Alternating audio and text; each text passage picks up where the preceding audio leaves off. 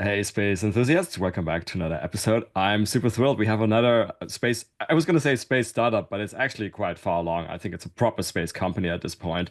It's Astroscale from Japan. And so I'm really happy we have another Japanese company again on the podcast.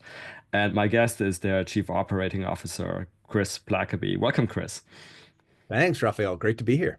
Yeah, and so usually we start off these things by basically hearing the elevator pitch on the company. So if you don't mind.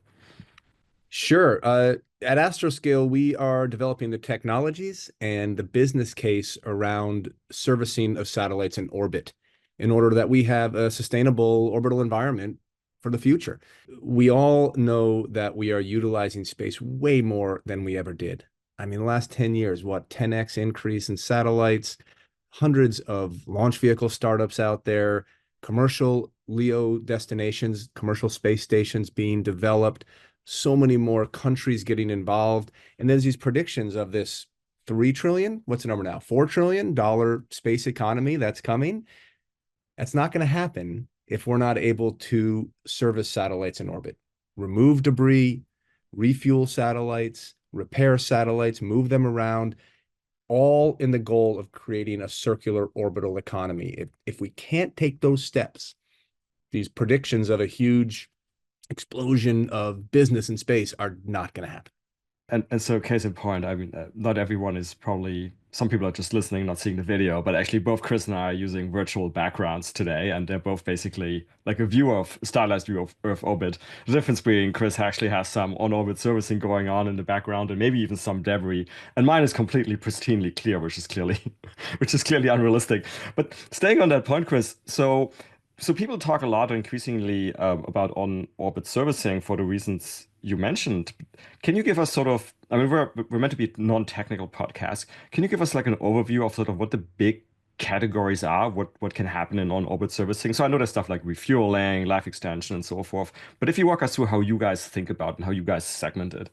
Sure, sure. So we segment it in basically four different buckets at this point. The first one is observation. So not capturing anything, but characterizing, taking pictures, understanding what's in orbit, understanding where threats are, understanding where our client object might need repair, might need to be something done in the future. And we actually have a mission in orbit right now that is doing just that. It's called Address J, and it is characterizing an upper stage JAXA rocket body. Now, again, for the ones who aren't in the space area, that's basically the part of a rocket that stays in orbit after it gets rid of the satellites. It's about 3 tons. It's about 11 meters long. So like the size of a city bus. And we're up there taking pictures of it. And that's one business line is our observation. The second one that I'll say is active debris removal. And that's removing the debris that's in orbit right now, like that upper stage rocket body. And so a follow-on mission from what we're doing now is going to be to go to that same object, that same big city bus that's floating around in orbit, grab onto it and bring it out of the way. Remove that debris risk that is there that could hit into something else. That's our second business line. The third one is to prepare satellites before they launch so that they can be serviced. When this upper stage rocket body was launched, there wasn't any intent to grab onto it and remove it. So we've got to develop a robotic arm that can find a place to grab on and bring it out of the way. But what we want to start doing, and what we want to see the industry start doing, is preparing all their satellites and objects before they launch so that we or other servicing companies can grab onto them more easily. And so we're proposing and we're doing putting docking plates on satellites before they launch. These are small, round plates with a ferromagnetic material so that we can launch a servicing object and we can build the same kind of capture capability with a magnetic capture. So we can go up to that object and grab onto it. We don't have to build a bespoke mission for every customer we have if they all have the same interface where we can grab onto. I think if we look in the future, 5 years down the line or more, this will just be a standard thing, not an add-on, having an interface to grab onto. So that's going to be our kind of a longer term, but we're working on that right now as well. And the last one is servicing or life extension. So going to not a debris object, but an active satellite that's in orbit, docking with it and extending its life for more revenue for that company, more service for that government customer. And that last one is primarily focused on the geo belt. The first three are more focused on the LEO belt, low Earth orbit. There's a bunch of stuff that can be done with that last one. We pile a lot into that bucket. And that's what you mentioned, Raphael, the refueling, the repair, the life extension. That's all in our life extension business line. So those are four of the basic function areas that we're focused on. And I think that covers most of what can be done in orbit at this point. Okay, and so if I think about sort of the, let's say, the underlying theme there or the commonality, Mm. I guess it's basically you go to some object in space, approach it. It sounds like very accurately, especially if you have the dark, and do something. Would you say that is basically the core competency of your company? This, I guess, a non-technical podcast, but I suppose what we call RPOD, like rendezvous proximity operations docking. That's exactly right. And that's the core function that we're trying to develop. An RPO and docking capability that is safe, efficient, effective, and economical. So when we get back to that economy of space and how we're going to reach that $3 trillion economy, it's not going to be done on the back of a bunch of government missions. No ecosystem has ever done that on Earth or anywhere. It hasn't been government that has driven, it's been private sector with government help, to be clear. So as any technology starts out, you need to have government investment, and that's happened throughout history. But then to see it really scale, you're going to see the commercial sector come into play. So we need to be able to develop that RPOD capability at a commercial scale because we've done it as governments, right? I mean, Apollo Soyuz in the 70s, every I was going docking to with the say. space station, everything. So And I it's was been done. exactly going to mention that. So this sounds like something like, yeah, we were docking with like stuff in the lunar orbit, right? So we've done this for a long time, but then it's probably also a lot more complicated than and then like you're talking about city like a bus-sized city bus-sized object. So that sounds like, oh, well, that's really big. But then people forget like space is really big. So it's probably also not that simple, especially. I guess some of the use cases you're describing here, it's also not, let's call it a well-behaved object. Like the object is Yeah. probably no longer in control and maybe tumbling around and stuff like that. I mean, maybe you were mentioning you guys have an active mission right now. I think it was the address J. Like maybe you can walk us through sort of like what that mission looks like and sort of explain the tech stack and like everything that's involved there to actually make this happen. Yeah, so you're right, first of all, that we have done this as humanity, but it's always been one-off or a limited number of missions. You know, there was only a few Apollo missions, only 12 people walking the moon. There was only Apollo Soyuz docking, I think just happened once. There's been dozens of missions to the space station, but they've all been at government budgets. So we want to try to bring that cost down to focus on developing the overall ecosystem. As for our current mission in orbit, you mentioned Address J.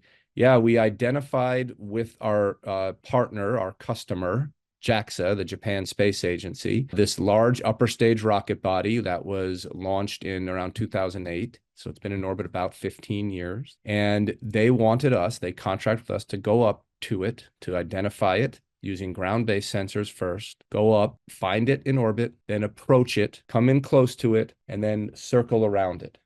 And they wanted us to do that 3 different times. And then when we finish that, then we're all done. And that's what we've done. So we have found that object. We came up. We have different camera sensors on our satellite where we come and we identify it, and then we've circled around it, and we've gotten in really close to it within dozens of meters from it to identify and take pictures of it. And we can't see it here, but you can go online, anybody who's paying attention, and you can find us on YouTube, Address J, Astroscale.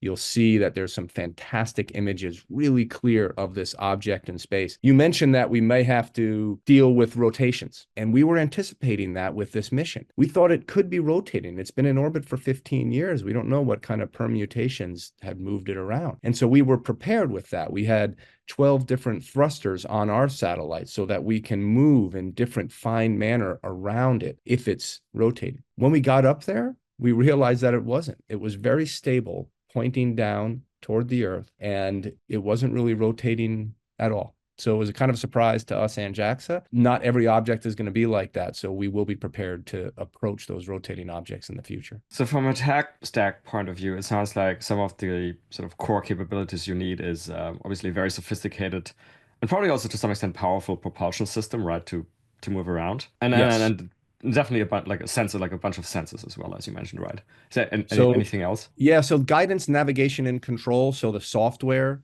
to be able to do that is key. The sensor system you note is important, different types of cameras to be able to identify it. The thrusters, we use chemical propulsion. That gives us a higher impulse so we can more quickly attune our servicer to the client object. That's very key. And a lot of it too is in the systems engineering side, putting all of that stuff together and been able to manufacture it again at an economical cost and to do it safely. So a big part of what we are doing is making sure that we do it safely. When we get in really close to an object, we can't rely on human in the loop or a human making the decisions on the ground because it's just too quick of a decision process that's necessary. And so when we get in really close, it becomes automated. And so we turn it over to the onboard computers and onboard sensors and also those failure mechanisms or those fault detection mechanisms so that if there is any issue, our servicer knows, okay, back away, let's try this again. And then we take over again, and then we try another attempt. So that's a key aspect of what we've built into it as well. I was going to ask about the latter because I must admit, I don't know historically when we're doing this like in the 60s, was that also somewhat automated or was that some guy with a joystick basically I think it doing had to this? be automated. Actually, I don't know for sure, Raphael, but because of the lag in giving commands, it's really Yeah. tough to And be the able to potentially command high and then control. relative velocities. Yeah, it's Yes. Yeah. So I think it was when it got that close, it was automated. Now, a lot of the ones like Apollo Soyuz and things, there were people there. There were people in those in both sides of the on service. location and yeah. Yeah, on location. Same with the Hubble Space Telescope, for example. There's people in there, and that's actually a pretty unique aspect of our mission. There's nobody in the Hubble Space Telescope, to be clear, but there were astronauts outside of it. So you had at least on one side of the connection, you had a human literally in situ there to take care of things. There haven't been, I'm trying to think now, maybe the early parts of the space station they had automated docking between two objects that didn't have a human in the loop. Of course, with missions that go to asteroids, there's no human in the loop. That's robotic Sure. on an asteroid rock Way too in far. space. Yeah. Yeah, and so there you don't have any there. But there's not a whole lot of examples of missions that have happened where there's been an RPO, either observation close in or docking, where there was not a human in situ in the loop. Okay. And so for the Atlas J mission, the objectives, I guess, were getting up there, getting close, and demonstrating you can take a like a bunch of pictures. Was that basically it? That's the big one. It's a precursor for this follow-on mission to actually grab it. We hadn't seen this object in 15 years. So even though JAXA and MHI, which was the commercial manufacturer of the rocket, obviously saw it on the ground and launched it, they hadn't seen it for a long time. So what's the state of it? Has it deteriorated at all? Can we still grab onto it? Understanding all of those parameters of what our client object looks like makes building out our follow-on mission way more directed. We don't have to think, okay, if it has a deteriorated cone, then we're not going to be able to do this. If it's spinning at a high rotation rate per second, we're going to have to take advantage or, mitigate that with this. The fact that we've seen it and we're going to be launching this next mission in a couple of years, we're pretty confident that we can, okay, we know what we're going after. We know what we need to build toward. Let's do it. That's going to reduce our manufacturing time, reduce our costs. So doing this was a way to take that first step that'll lead toward a docking mission. So when you're actually talking about docking or interacting with an object, right? So I guess Mm, there's one extreme, right, where like you're mentioning in the future, we can like, even prepare the satellites for servicing, and then maybe they're still under control, they're well behaved, they may even have a docking plate. That's clearly one thing, right? But I guess on the mm. other end of the spectrum, you'd have like an uncooperative, potentially rotating, tumbling object, which I guess would require quite a different approach. Like, how are you guys do you guys have any sort of like robotics or sort of like arms, or how are you guys thinking about this? Yeah, it makes it challenging. And, remember, they're also going around the Earth at like 8 kilometers per second. So matching that velocity and then approaching and trying to do that with a non-cooperative object that's spinning, yeah, it's tough. But yes, we are preparing to be able to service those kind of objects as well. I mentioned those thrusters that we have on each side at the different corners of our satellite. That is to be able to map the rotation of our object. If it's spinning really quickly, then yeah, that's going to be hard to map around it. But if it's spinning at a reasonable rate, our goal is to find a place where we can dock with it, find that place, spin around with that, match the rotation of our client object, and then move in and be able to grab it, assuming it is spinning at a reasonable rate. If it is spinning at a really fast rate, we're also thinking about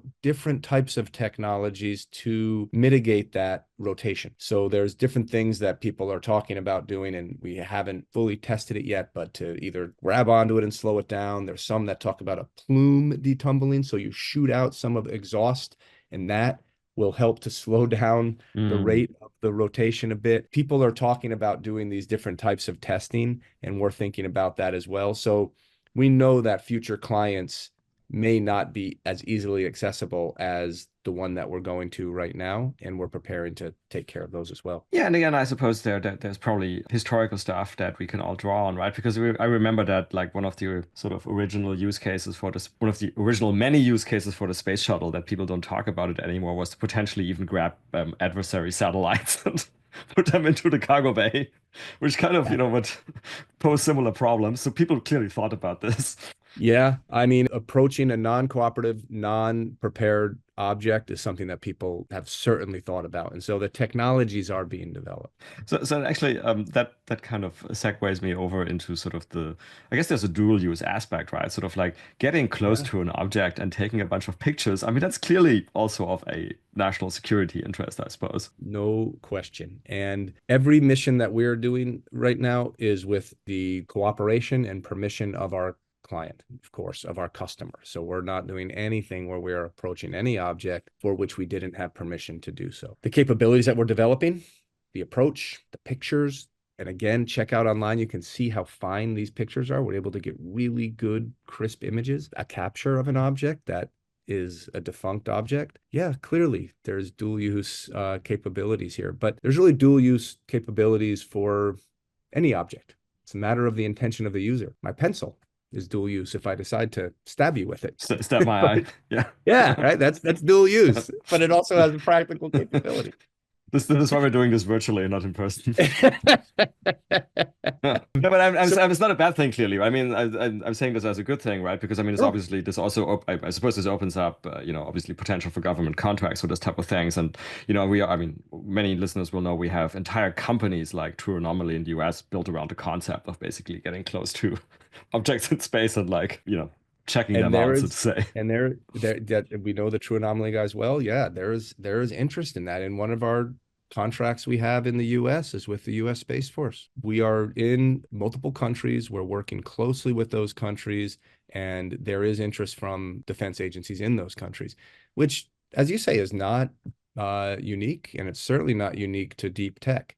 You look at so many examples of technology development over the decades slash centuries, and you see that it started with investment from the defense sector. And you look no further than GPS or the internet to see that that all started as a defense capability, and now it clearly has broad commercial applications. So, yeah, we're doing the same. We're talking in all of the countries where we're located. We're talking to the defense sector as well. So if we switch over from this use case, which I'm just going to call it like in-orbit space situational awareness, I think that's Mm, basically what it is, right? Space yeah, domain awareness, that's right. like the military guys prefer.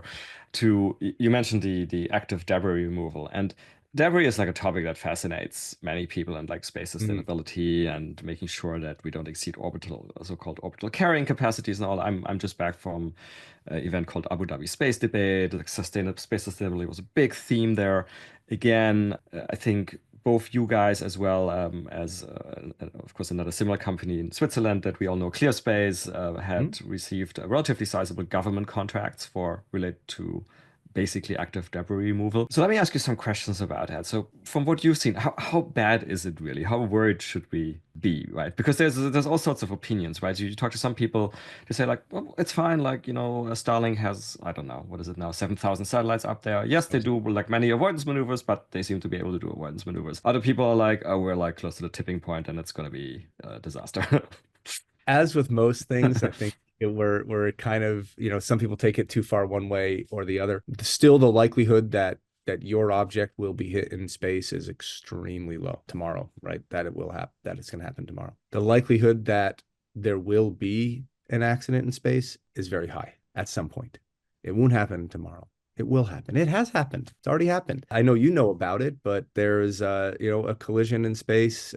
Was it 2009? There was 2009, I think, between Iridium and Cosmos, a Russian, a defunct Russian object and an active U.S. satellite, and they crashed and created hundreds of pieces of debris, thousands, a lot. And that's going to happen again. It's not a matter of if, it's a matter of when. And so the incredible increase in objects in orbit and the plan for so many more to be launched, we're kidding ourselves if we think that we can just ignore the problem. And collision avoidance maneuvers, you say Starlink has those automated avoidance maneuvers. Yeah, that's true, and that's great. But are we just going to continue to dodge and like play a game of Frogger as we go through, continued space development, where we just have to move and kind of get out of the way all the time? Or can we try to mitigate what's up there right now and start to treat it responsibly? So I'm not a doomsdayer that's saying if we don't do it, it's going to all fall apart tomorrow and we're on the cusp of disaster. And I'm not going to go to that level.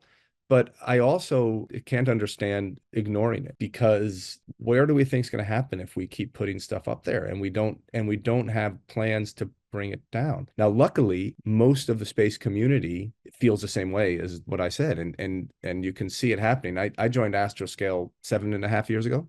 Company started about 11 years ago.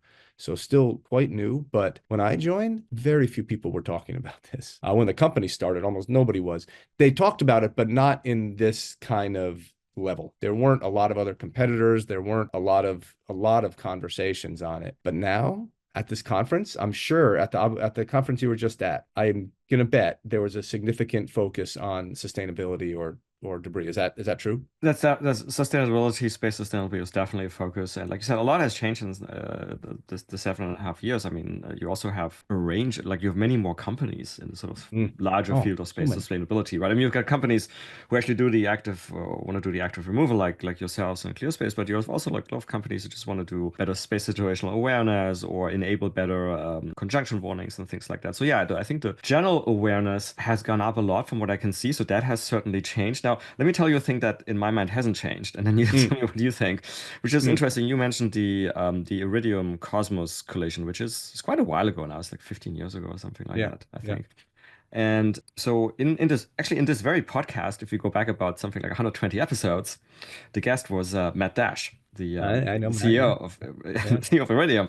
And I think he's actually, I forget now where he said it in the episode, but he's definitely on record somewhere publicly, basically being asked, and maybe it was me, maybe it was other people.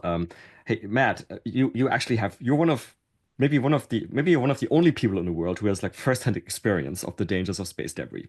How much would you pay as a company for active debris removal? He says something like, I don't know, $10,000. That was at a time when the ClearSpace CEO had just told me that his estimate for a removal mission was something like, I think, 5 million francs. And I was like, what, $10,000? What's It's the like, delta? there's a gap here. Um, and then, so the point that I'm getting at is like, so my one of my backgrounds is in economics, right? We have this concept of the tragedy of the commons, right? Which of Yeah. course you and many listeners as well. If you have a resource and there's basically no immediate penalty on an individual for abusing that resource, but then if everybody abuses it, basically in the end the resource will be wasted or even go away for everyone, right? Which is what we have with overfishing in the oceans, and which is what we may face with orbits as well. The question here, well, this is a very long-winded way of obviously getting to the question: how can we actually pay for active debris removal? You think? I remember the quote on how much they would pay. Maybe it was a quote on your podcast. I'm not sure, but I It was remember when it somewhere, came yeah. out. Yeah. Yeah, and I understand. I understand what he's saying. Why would a operator pay for it now? They pay for it because they saw that the risk was imminent and that whatever costs they'd have to pay was less than the risk they were willing to take by not doing something. They also would do it if there were some regulatory reason to do it. If governments came in and said, if you don't do it, we're going to fine you, or we're going to refuse you a license, or something like that. So clearly those commercial operators don't see that the risk or the penalty is great enough to take action at this point. I can't say I fully blame them. It's clearly not. It's going to be. Probably in both cases. And I won't talk about the regulatory side. I'm not a government person. I'm not, that's not where I am. I used to be with NASA, but I was never in the regulatory side. But we see things happening in regulations around the world. We see governments putting in place space policies that are incentivizing sustainable use or punishing unsustainable use in some of the way that they write things down. You look no further than FCC. They put in place a rule that says if you have a satellite in orbit, within 5 years of the end of that satellite's operational life, it needs to be removed. It needs to be taken out of the active area. They just recently, 2 years ago, changed that from 25 years. So it used to be 25, now it's 5. So a regulatory agency taking actions that accelerate the removal of debris and assure further sustainability. So there's going to be a push there. But right now, the commercial operators, as you mentioned, Matt and Iridium, it's not in place yet to make them so take action. Also, the technology is still new to do it. We're one of the first companies to be able to go up an approach like this. We're still proving out the tech, and operators saying, hey, I don't see a reliable tech yet. It's too expensive. I'm not being forced to. I'll wait. I'll stand by.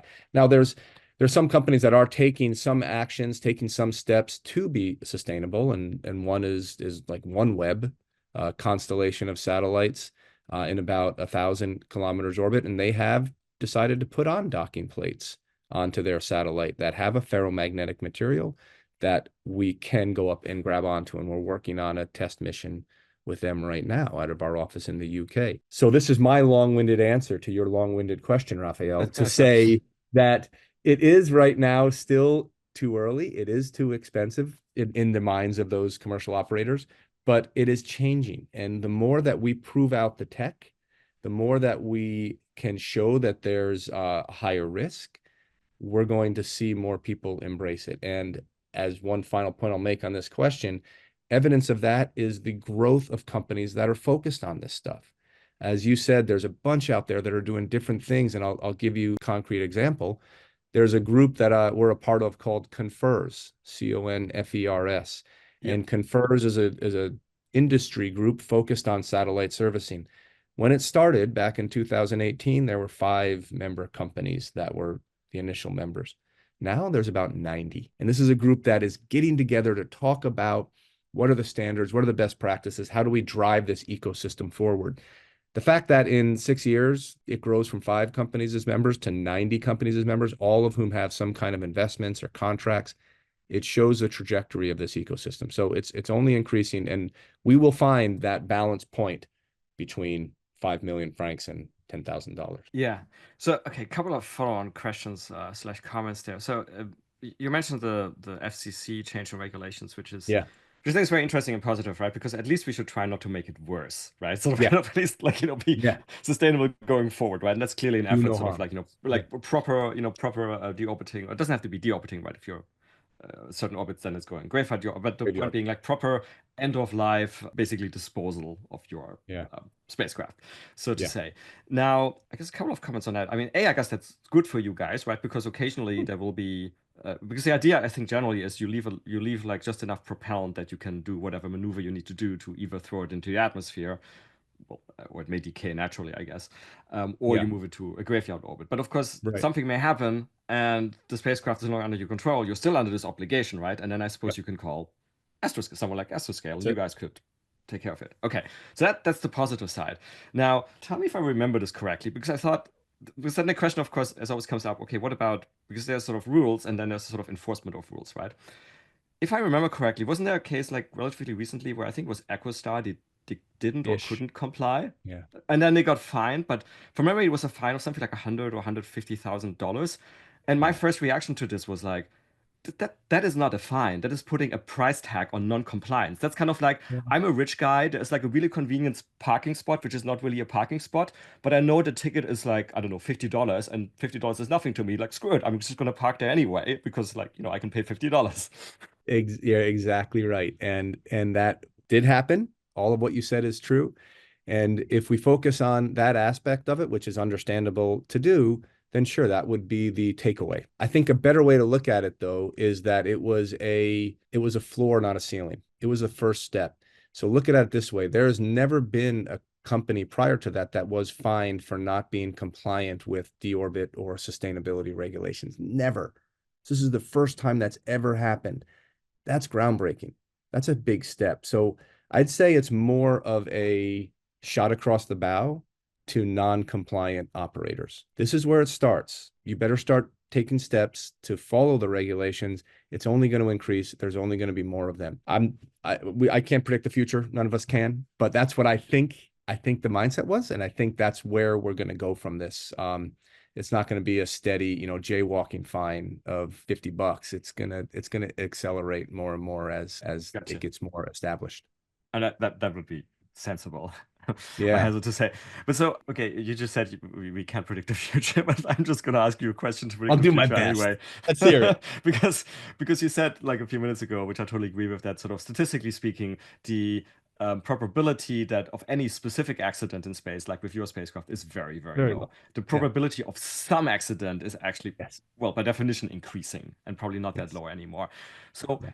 if we had something catastrophic happen in space tomorrow, and maybe it's something like Iridium Cosmos, but maybe worse, right? Uh, Something yeah. that kind of like sort of so to say wakes up people. They're like, oh, I can't ignore this anymore. This is really bad. Like we don't want this to happen again. What do you think might or could happen? Like say on the government side or and or company side. Well, first of all, I hope that doesn't happen. I hope that we can wake up before that happens. Because if it does, there's a risk, there's a possibility that then it gets to be too late. It's much easier to clean up an accident, obviously, on Earth than in space. So an accident like that happens and it creates hundreds or thousand pieces of debris.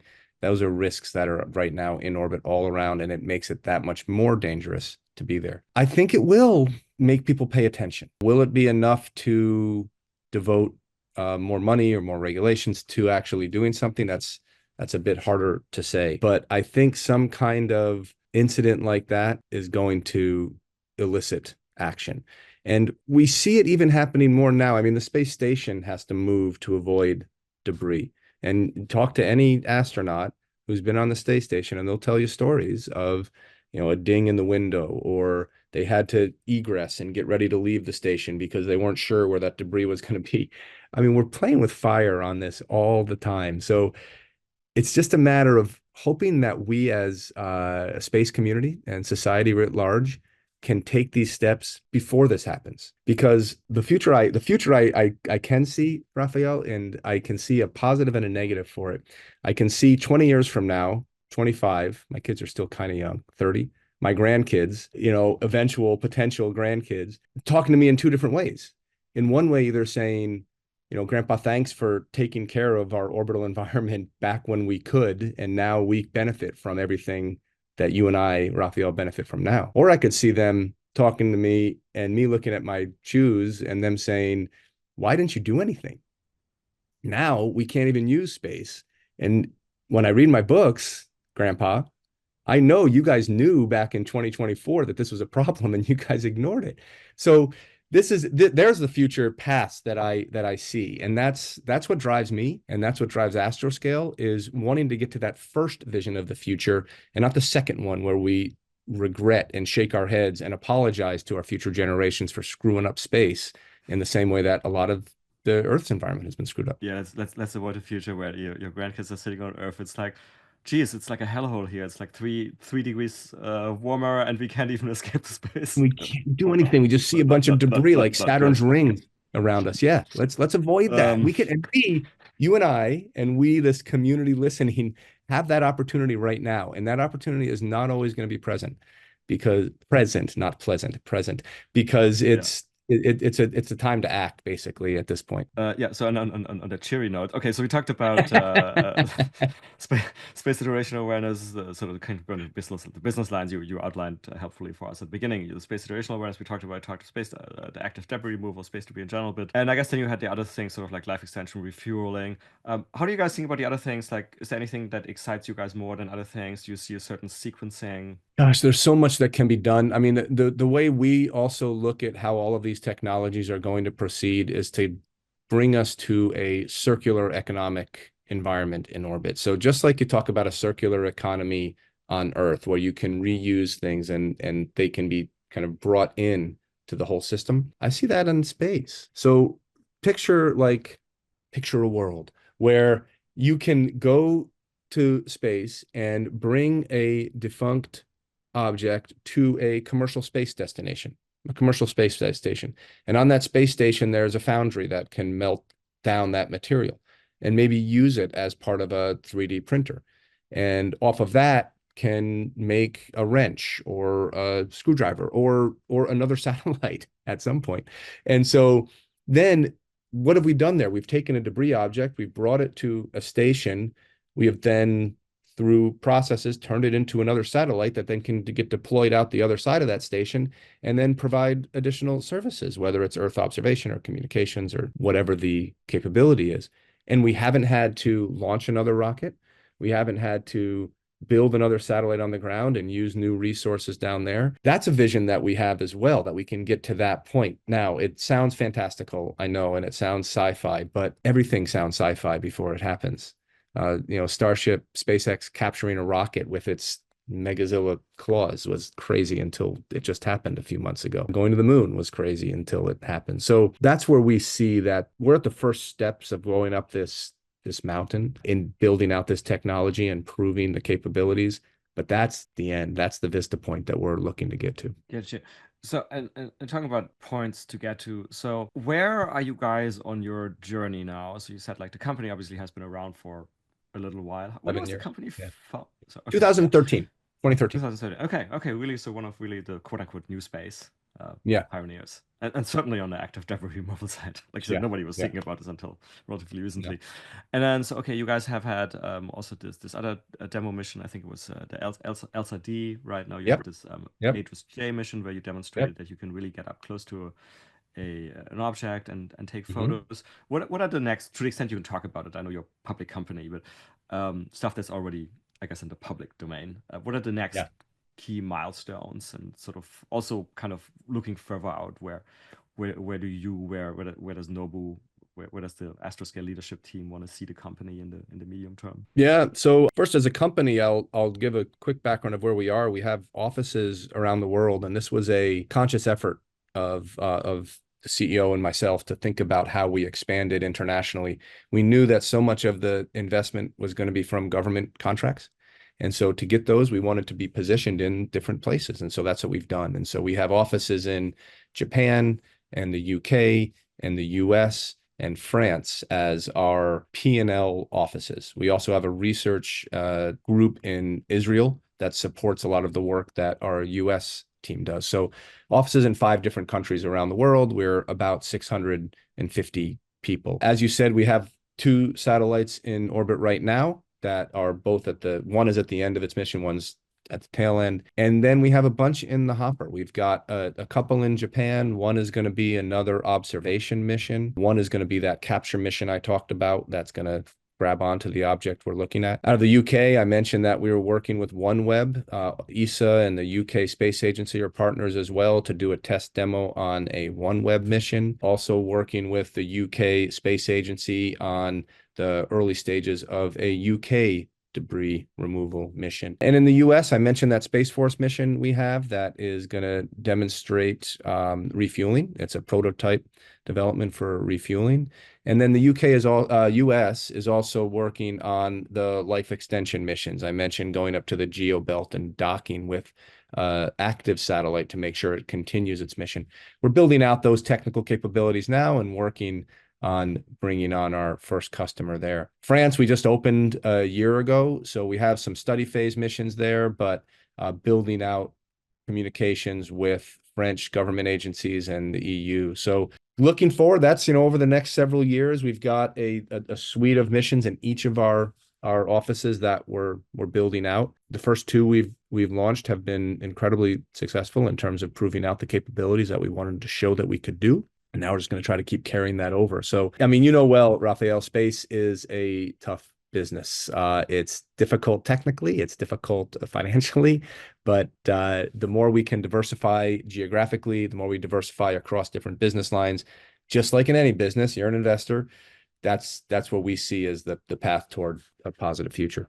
Yeah, sure. And you guys also decided to take the company public Mm. relatively recently. So in Japan. So I mean, basically did something that uh, companies which are not space companies which are not based in Japan can at the moment only dream about, as the capital markets are basically closed for various reasons to space companies. But to the extent you can talk about it, like what can you talk us through sort of like what was the leadership team sort of thinking? How did you guys come to this decision? And then you also, I think you raised quite a bit of capital from memory, something like $300 million. Yeah, close to How will 400, that about capital 300. how will that Yeah, capital be used? yeah, we did raise several funding rounds, equity rounds, over a roughly 7, 8 year period, and we did that, raised some debt, and then got to the point where we were going public was the best way to access capital. I mean, that's the reason any company does an IPO. And there were two companies in Japan, space companies, that were precursors to us on the Tokyo Mhm. Exchange. So they both successfully went public, iSpace and QPS, prior to us. So that was kind of laid out a bit that it was possible. And then it just took, as you can guess, a lot of legwork and a lot of roadshows and conversations to make sure that investors saw that we were a viable company to be on the market. And we have been successful. It's about 6 months now that we've been there, and so things are going okay. It's been a different world. It's been interesting, but it's been a positive experience, and we're happy to be driving and leading the way as a satellite servicing company that is going public and showing that the market does exist and that the economy around this is only just beginning, and it's not going to slow down. And I mean, may I say, as an investor, and many people may not know this, I'm of course a VC investor now, but historically I'm a public markets investor. It's good Mm. for you guys to do this and to have more public space companies because it trains a whole different set of investors to look at the space sector. It trains a whole different class of financial analysts to start understanding space and so forth. So for the ecosystem, I think this is also very positive. But Chris, I just realized I asked you about sort of the current status and the future of Astroscale. I completely forgot to ask about the past in the sense of like, how did you end up at Astroscale? You mentioned you were at NASA at some point. That's a whole other podcast, Raphael. We got to start all over again if we want to that history. No, I'll be quick. Yeah, I worked at NASA in NASA headquarters from around 2003 to 12, primarily doing international relations. I was not an engineer, doing international relations, working some with the administrator. I was lucky enough to be the director of the NASA Advisory Council back when Jack Schmidt, who was the only scientist and one of the last people to step on the moon, was the chair of this NASA Advisory Council. It was an awesome experience, and this group was one that gave the NASA administrator advice on different pathways they could take. So that was a fantastic when Mike Griffin was administrator of NASA. So I was really lucky to be part of that. Neil Armstrong was on that council. Neil deGrasse Tyson. It was an incredible group. So I got to learn a lot there, but I mostly did when I was at headquarters, international relations and policy related stuff. NASA has overseas representatives in Japan and in France. And so I was lucky enough to have gotten the job to be the overseas rep in Japan. I had a bit of a Mm, background in Japan. I had lived here as a teacher in another life for a couple of years, and my wife is Japanese. And so back in 2012, my wife and two very young children and I moved to Tokyo to work in the U.S. Embassy in Tokyo as a NASA representative in Asia. Incredible job. Fantastic job. While I was here, Carolyn Kennedy was the ambassador, and she has kind of a famous father that you may know about, who was very into the space program. So Hmm. with JFK as the background, she wanted to do a lot of stuff around space. So it was really an exciting time to be at the embassy. But then as my time was winding down there, this is when that space sector, the commercial sector, was ramping up. And Astroscale was one of those companies. And the CEO came and talked to me when I was finishing up my term at NASA. I was supposed to go back to DC, like to stay in Japan. And he asked me to come over. At the time, Astroscale was about 25 to 30 people, really only in Japan, and then expanding out from that to all the countries I talked about earlier. So it's been interesting. It's been interesting. It's been fun. It's a great business to be in. So let me ask you, because I mean you're kind of a unique person, or I guess one of a few people I can think of who has this like dual perspective. Like you're an American, you worked at NASA, you know US space clearly intimately, but you're also a C-level executive at a Japanese company based in Tokyo and having been in Tokyo for a long time. Do you see any sort of interesting differences between let's call it US space and Japanese space that you think are interesting to point out to the listeners because we may not think about them? Such a great question. And again, another one that deserves a lot more conversation. Well, so the obvious thing that comes to me is the size of the U.S. market is just so vast, and there's so much competition and so much vibrancy in the U.S. market. Japan historically has not had that, but that's changing too. And what we see a lot on the Japan side now is a lot of active investment in trying to grow the commercial space sector. So Japanese government dedicating specific funds toward space development, and that's fantastic. They've recognized, especially over the last 10 to 15 years, that for the space industry to really get moving, there needs to be government investment and there needs to be a dedicated strategic push on that. And we've seen that in Japan. There's less, I think, directly focused government money like that in the US. I mean, there's a lot of programs within different agencies, things called SBIR or STTR, things that those are programs that give small funding amounts so that companies can start to develop a capability. And so that happens in the US, and that's fantastic, and that's grown the industry so much. In Japan, it's a bit late to the game on that, but now they're putting a lot of money into these big vehicles that are going to try to incentivize programs. And we see it happening. When I came to Japan in 2013, there were a handful of startup commercial companies out there. Now there's dozens across the board in all areas. So Japan is looking at the US in some ways and trying to emulate that. But the size will always be a big distinguishing factor. The US is so tough to get a hold on. As for the government agencies, there's a lot of similarity. Japan and the US are two of the longest standing, most closely aligned space countries. And that's the reason NASA has a representative here. And that's the reason that they're going to continue to be working on many things, including the next astronauts to the moon. First international ones were announced that were probably going to be Japanese now. And it's interesting you mentioned the investment there and you brought up the new government fund. But then I remembered, I mean, obviously I know Japan much less than you, but I've lived a year in Tokyo and I come quite regularly. And what always fascinates me about space in Japan is it's the only country I'm aware of where like many big corporates like Mitsubishi, Marubeni, Mitsui, Itochu, I'm probably forgetting a bunch, they've all made space investments.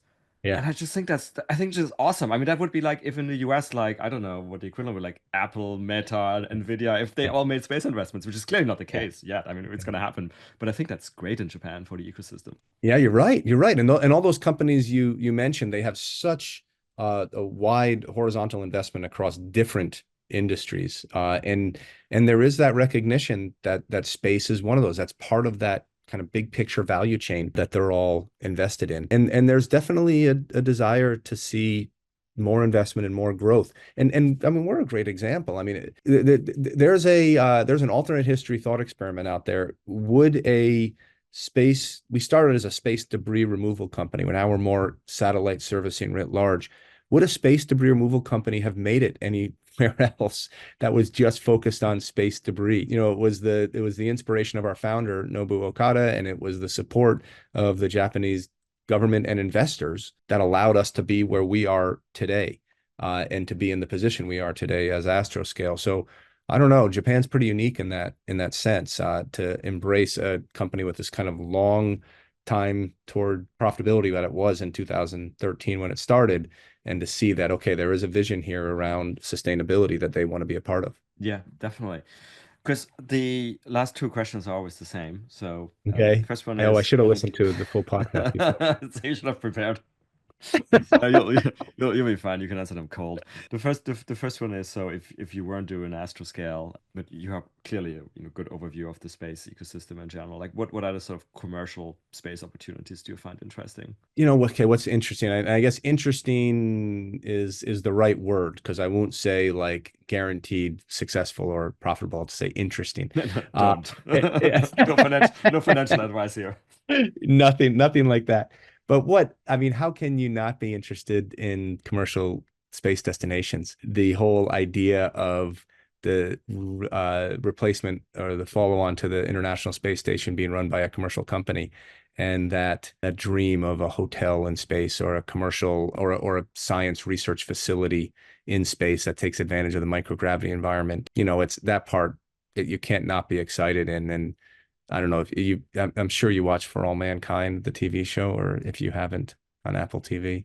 And they have, like, Yeah. the idea of this station in orbit, and then what that means as it goes on to human presence on Mars, et cetera. It's a pretty cool place to be. Yeah, I definitely like the sort of the destinations, but there's plans for an upcoming Japanese space station as well, right? Is that Mitsui? I thought one of the big companies is going to They're develop. they're not themselves building one, but they're thinking about how to engage with those other CLDs that are out there, those commercial LEO Okay, destinations, and what gotcha.